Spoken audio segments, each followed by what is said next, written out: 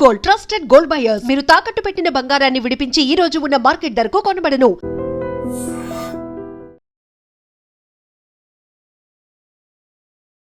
Hi hello నమస్తే, welcome to I dream. నేను మీ శ్రావ్య. మనతో పాటు ఇప్పుడు ఉన్నారు amphi registered mutual fund distributor Srinivas Reddy గారు. నమస్తే సార్. నమస్తే అండి. ఎలా ఉన్నారు? బాగున్నామండి. మ్యూచువల్ ఫండ్స్ లో చాలా బెనిఫిట్స్ ఉన్నాయి అని అంటారు. అసలు ఏం బెనిఫిట్స్ ఉన్నాయో ఒకసారి చెప్తారా? ఇది చాలా సింపుల్ క్వశ్చన్ అండి. దీంట్లో అందరికీ తెలిసిన విషయం ఇది అండి. అంటే నేను నా ఇన్వెస్టర్కి ఎవరికైనా నా దగ్గరికి వచ్చిన వాళ్ళకి మ్యూచువల్ ఫండ్ గురించి చెప్పాలి అంటే it's like your bank account. మీ బ్యాంక్ అకౌంటే, కానీ దీంట్లో ఉన్న ఇన్వెస్ట్మెంట్స్ని ఒక 5 నుంచి 7 సంవత్సరాలు మీరు ఈ బ్యాంక్ అకౌంట్లో డిపాజిట్ చేసిన మనీని 5 to 7 years అన్నా మీరు తీయకుండా ఉన్నప్పుడు మాత్రమే మీకు రీజనబుల్ రిటర్న్స్ కనపడతాయి. ఓకే, మేము ఎక్స్ప్లెయిన్ చేసే విధానం ఇట్లాగే ఉంటుంది. దీంట్లో ఉన్న అడ్వాంటేజ్ ఏంటి, డిసడ్వాంటేజ్ ఏంటని మాట్లాడుకోవాలి. మ్యూచువల్ ఫండ్లో ఎవరైనా బేసిక్ ఒక లేమ్యాన్ కనుక నేను మ్యూచువల్ ఫండ్లో ఎందుకు ఇన్వెస్ట్మెంట్ చేయాలి అన్నప్పుడు వాళ్ళకి నేను ఇన్వెస్టర్తో మాట్లాడుతున్నప్పుడు వాళ్ళకి వచ్చే క్వశ్చన్స్ కూడా ఇవే. మ్యూచువల్ ఫండ్లో మీరు ఏదైనా అమౌంట్ని ఇవాళ నా సేల్స్ ప్రజెంటేషన్ బాగుంది, లేదా ఇంకో ఎంఎఫ్డి ప్రజెంటేషన్ బాగుంది, మీరు ఒక ఇన్వెస్ట్మెంట్ స్టార్ట్ చేశారు. రేపు అన్న రోజున డౌన్ ద లైన్ 6 monthsకో 1 yearకో లేదా 1 month తర్వాత కూడా మీరు ఇన్వెస్ట్మెంట్ ఆప్ చేసినా కానీ మీరు ఆల్రెడీ ఎగ్జిస్టింగ్ ఏదైతే ఇన్వెస్ట్మెంట్ చేశారో ఆ ఇన్వెస్ట్మెంట్కి ఎలాంటి ఇబ్బంది ఉండదు. అది మార్కెట్లో ఫ్లక్చువేట్ అవుతూనే ఉంటుంది. దాని రిటర్న్స్ అనేవి జనరేట్ అవుతూనే ఉంటాయి. రెండోది, దీంట్లో ఉన్న అడ్వాంటేజ్ ఏంటంటే కన్వీనియంట్. సపోజ్ ఈరోజు ఒక ₹1,00,000 శాలరీ వచ్చే అతను మ్యారేజ్ కాలేదు అనుకుందాం, దానికి ఒక 60,000-70,000 రూపీస్ అతనికి సర్ప్లస్ ఉంది. నా పాటు వాళ్ళ దగ్గర ఎవరి దగ్గరికి వచ్చినప్పుడు ఒక 50,000 నేను ఇన్వెస్ట్ చేసుకో, లాంగ్ టర్మ్లో నీకు ఉపయోగపడుతుందని చెప్తాం.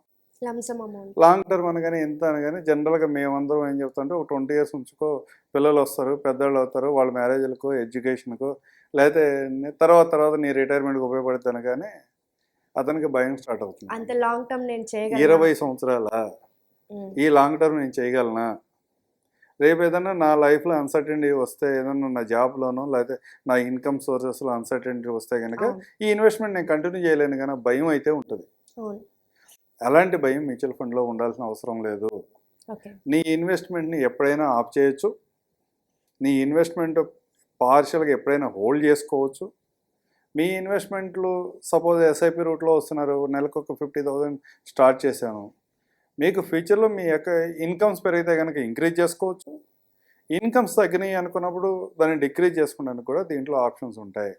అంటే ఫ్యూచర్లో ఏదో జరిగిద్దని భయపడి ఇవాళ మీ ఇన్వెస్ట్మెంట్ 10 yearsని కానీ ఈ అమౌంట్స్ని కానీ మీరు తగ్గించుకోవాల్సిన అవసరం లేదు. ఇది మేజర్ అడ్వాంటేజ్. దానివల్ల ఏమవుతుందంటే ఎక్కువ పోర్షన్ కనుక ఇన్వెస్ట్మెంట్లోకి రాగలిగితే అన్నెసరీ ఎక్స్పెన్సెస్ అనేవి తగ్గిపోతాయి. దానివల్ల లాంగ్ టర్మ్లో వెల్త్ క్రియేట్ చేయగలుగుతాం. డిసడ్వాంటేజ్ ఏంటంటే లిక్విడిటీ. యాక్చువల్గా దీంట్లో ఉన్న అడ్వాంటేజ్ కూడా లిక్విడిటీనే. ఎప్పుడు కావాలంటే అప్పుడు మీ అవసరాలకు తగ్గట్టుగా మనీ విత్డ్రా చేసుకోవచ్చు. కాబట్టి మ్యూచువల్ ఫండ్లో ఇన్వెస్ట్మెంట్ చేస్తే మీ ప్రతి అవసరానికి డబ్బులు ఉపయోగపడతాయని చెప్తాం. కానీ అదే నెగిటివ్ సైడ్ కూడా ఆలోచించినప్పుడు కూడా అరే మ్యూచువల్ ఫండ్లో ఎప్పుడు కావాలంటే అప్పుడు విత్డ్రా అవుతున్నాయి కదా అని చిన్న అవసరాలకు కూడా విత్డ్రా చేసుకుంటూ వెళితే దీంట్లో లాంగ్ టర్మ్లో వెల్త్ క్రియేట్ చేయడం అనే ఆప్షన్ దీంట్లో కూడా ఉండదు. అందుకని ఎవరైనా మ్యూచువల్ ఫండ్లో ఇన్వెస్ట్మెంట్ చేస్తామంటే ఆప్షన్స్ అన్నీ అవైలబుల్లే ఉన్నాయి, కానీ మన కంట్రోల్ చేసుకుని కనుక లాంగ్ టర్మ్ ఇన్వెస్ట్మెంట్ చేసుకోగలిగితే దీంట్లో ఉపయోగపడుతుంది. ఓకే సార్, నాకు ఒక డౌట్ ఉంది. అంటే యాక్చువల్లీ ఒక ఎగ్జాంపుల్ కూడా తీసుకుందాం అనుకుంటున్నాను. ఏంటి అంటే మా బ్రదర్ ఒకరు ఉన్నారు, ఆయనకి 30 years ఉంది. రీసెంట్గా వాళ్ళకి ఒక 6 months అయింది బేబీ పుట్టి. ఆయన 20,000 ఎవ్రీ మంత్ మ్యూచువల్ ఫండ్స్లో ఇన్వెస్ట్ చేద్దాం అనుకుంటున్నారు. ఎన్ని రోజులు చేస్తే వాళ్ళకి బెనిఫిట్ ఉంటుంది ఫ్యూచర్లో? ఫ్యూచర్లో మీరు చెప్పిన ఉదాహరణ పెట్టి ఎన్ని రోజులు చేసినా బెనిఫిట్. అది ఇంట్లో 5 years చేస్తే ఒక అమౌంట్ వస్తుంది, 10 years కనుక అతను కంటిన్యూ చేయగలిగితే ఒక అమౌంట్ అక్యుములేట్ అవుతుంది, 15, 20, 30 years అక్యుములేట్ చేస్తే ఒక అమౌంట్ అక్యుములేట్ అవుతుంది. అతను ఎన్ని రోజులు ఇన్వెస్ట్మెంట్ని కంటిన్యూ చేసాడు అన్నది మాత్రమే దీంట్లో క్వశ్చన్ మార్క్. 5 years ఉంటాడా, 10 years, 15, 20, 30 years ఎన్ని రోజులు ఉంటాడు అనేది ఒక మనం క్లారిటీగా ఒక సెట్ చేసుకోగలగాలి. సెట్ చేసుకుని దాని ప్రకారం ఫండ్ సెలెక్షన్ జరుగుతుంది. ఈ ఫండ్స్లో ఇన్వెస్ట్మెంట్ అంటే లైక్ టెర్మినాలజీ గురించి మాట్లాడితే స్టాండర్డ్ డీవియేషన్ అనేది ఒకటి ఉంటుంది. తక్కువ టెన్యూర్ ఉన్న వాళ్ళకి నేను 3 ఇయర్స్లోనే నాకు మనీ కావాలి, 5 ఇయర్స్లోనే నాకు మనీ కావాలనేటప్పుడు మేము స్టాండర్డ్ డీవియేషన్ అనేది కొంచెం తక్కువ ఉన్న ఫండ్స్లో ఇన్వెస్ట్ చేస్తాం. అంటే ఓకే. స్టాండర్డ్ డీవియేషన్ వాలటైలిటీని రిఫ్లెక్ట్ చేస్తూ ఉంటుంది. అంటే బీటా అంటాము. ఆ బీటా కూడా లెస్ దెన్ 1 ఉన్న ఫండ్లో ఇన్వెస్ట్మెంట్ చేస్తే అతని ఫండ్లో వాలటైలిటీ తక్కువ ఉంటుంది. అట్లా కాదు, నేను 15-20 ఇయర్స్ ఉంటాను అన్న సందర్భాలు ఉన్నప్పుడు మేము కొంచెం హయ్యర్ వాలటైలిటీ ఉన్న ఫండ్స్లో కొంచెం లోయర్ బీటా, అంటే బీటా కూడా మోర్ దెన్ 1 ఉన్న ఫండ్లో ఇన్వెస్ట్మెంట్ చేస్తే అతనికి లాంగ్ టర్మ్లో ఇంకా ఎక్కువ రిటర్న్ నేను జనరేట్ చేయగలుగుతాను. ఓకే. ఇలా టెన్యూర్ బట్టి సహజంగా మేము ఒక మార్కెట్లో ఒక ఉదాహరణ చెప్తాం. ఒక 20,000 రూపాయలు కనుక వాళ్ళ పిల్లలు 0 ఏజ్లో ఉన్నప్పుడు కనుక ఇన్వెస్ట్మెంట్ చేయడం స్టార్ట్ చేస్తే, అప్పుడే ఒక కిడ్స్ వచ్చి పాప పుట్టారు, వాళ్ళ కోసం ఇతను ఇన్వెస్ట్మెంట్ చేస్తున్నాడు అనుకున్నప్పుడు, జనరల్గా ఒక 30 ఇయర్స్ ఉన్న పిల్లలు ఒక ఫ్యామిలీ చేస్తున్నారు అనుకున్నప్పుడు ఈ 20,000 రూపాయలు అతనికి ఎక్కడెక్కడ ఉపయోగపడతాయి అనేది నేను చిన్న ఉదాహరణ చెప్తాను. ఓకే. ఇది అందరికీ సరిపోతాయంటే మనం ఏం చేయలేము దానికి. కానీ అతనికి ఇంటర్మీడియట్ లెవెల్లో కనుక మొదటి 2 సంవత్సరాలు 16-17 సంవత్సరాలు వచ్చినప్పుడు ప్రతి సంవత్సరం ఒక 5 లక్షలు విత్డ్రా చేసుకోవచ్చు. ఇంటర్మీడియట్ తర్వాత గ్రాడ్యుయేషన్లో కూడా అతను దగ్గర ప్రతి సంవత్సరం 4 సంవత్సరాల్లో ప్రతి సంవత్సరం 10 లక్షలు విత్డ్రా చేసుకుంటూ వెళ్ళవచ్చు. అంటే అక్కడికి 50 లక్షల రూపాయలు విత్డ్రా చేసుకున్నాడు. 50 లక్షలు విత్డ్రా చేసిన తర్వాత పోస్ట్ గ్రాడ్యుయేషన్ చేస్తా అంటున్నాడు అనుకుంటే అక్కడ ఒక ₹1 కోటి విత్డ్రా చేయొచ్చు. అంటే ₹1.5 కోటి అప్పటికి విత్డ్రా చేసాం. ఓకే. ఒక 25-26 సంవత్సరం వచ్చేప్పటికి మ్యారేజ్ చేద్దాం అనుకున్నాం, ఒక 50 లక్షల రూపాయలు విత్డ్రా చేసాం. అంటే 2 కోట్లు విత్డ్రా చేసాం.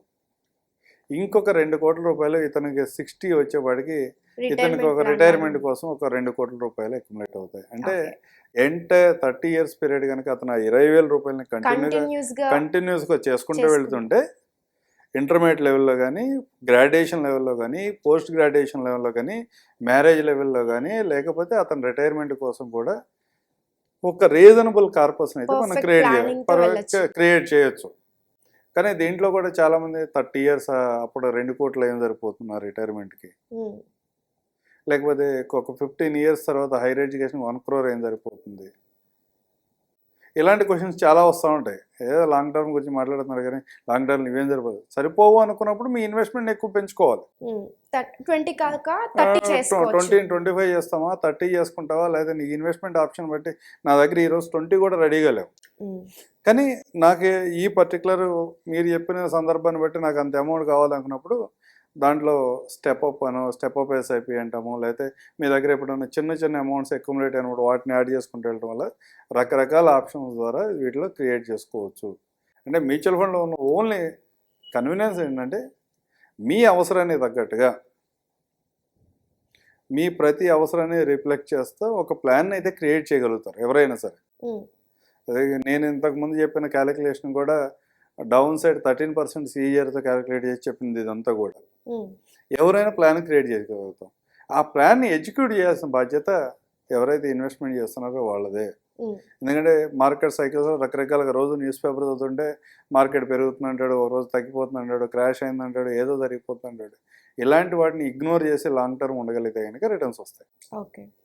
దీంట్లో మ్యూచువల్ ఫండ్లో ఎందుకు మ్యూచువల్ ఫండ్లో చేయాలి, మ్యూచువల్ ఫండ్ మన లైఫ్లో ఎలా ఉపయోగపడుతుంది అంటే ఈ ఉదాహరణ ప్రాపర్గా ఉంటుందని నేను అనుకుంటాను. ఎందుకంటే మేము ఎక్స్ప్లెయిన్ చేసే విధానం కూడా ఇట్లాగే ఉంటుంది. ఎందుకంటే ఉన్న అమౌంట్ అంతా, అంటే అతను 1 లక్ష రూపాయలు సంపాదిస్తున్నాడు, 2 లక్షలు సంపాదిస్తున్నాడు అంటే 100% అమౌంట్ అంతా తీసుకొచ్చి మ్యూచువల్ ఫండ్లో ఇన్వెస్ట్ చేయడానికి ఎవరు సిద్ధంగా ఉండరు. అది కరెక్ట్ వే కూడా కాదు. అట్లీస్ట్ ఒక 20% కనుక మీరు ఇన్వెస్ట్మెంట్ చేయగలిగితే మీ లైఫ్ సైకిల్స్ వచ్చే మేజర్ గోల్స్ అన్నిటిని ఇది అడ్రస్ చేస్తుంది. చాలా మందికి ఉంటుంది కదా సార్ ఒక భయం, ఇప్పుడు మీరు అన్నట్లుగా మార్కెట్ క్రాష్ అయితే నష్టాల్లో పడిపోతే అనే ఉద్దేశంతో అంటే ఇన్వెస్ట్ చేసిన అమౌంట్ బయటకు తీసేయడమో లేకపోతే ఇంకా ఇన్వెస్ట్ చేయకుండా ఉండడమో జరుగుతుంది. సో అలాంటివి చేయొచ్చు అంటారా? జనరల్గా మ్యూచువల్ ఫండ్లో ప్రతి సందర్భంలో కూడా మీకు ఒక 10 సంవత్సరాల తర్వాత అవసరం ఉందనుకుంటే మీరు 8వ సంవత్సరం నుంచే మార్కెట్ని అబ్జర్వ్ చేయాలా. 8వ సంవత్సరంలో మార్కెట్ రీజనబుల్ రిటర్న్ ఇచ్చిందంటే ఆ రోజే మీ అవసరాన్ని తగ్గట్టు అమౌంట్ విత్డ్రా చేసుకుని సేఫ్ అసెట్లో FDలో పెట్టుకుంటామా, ఇంకో దాంట్లో పెట్టుకుంటాం, అప్పుడే చేసుకోవాలి. అట్లాగే నాకు పర్టికులర్గా 10వ సంవత్సరంలోనే ఇంత అమౌంట్ కావాలంటే మ్యూచువల్ ఫండ్లో సాధ్యపడదు.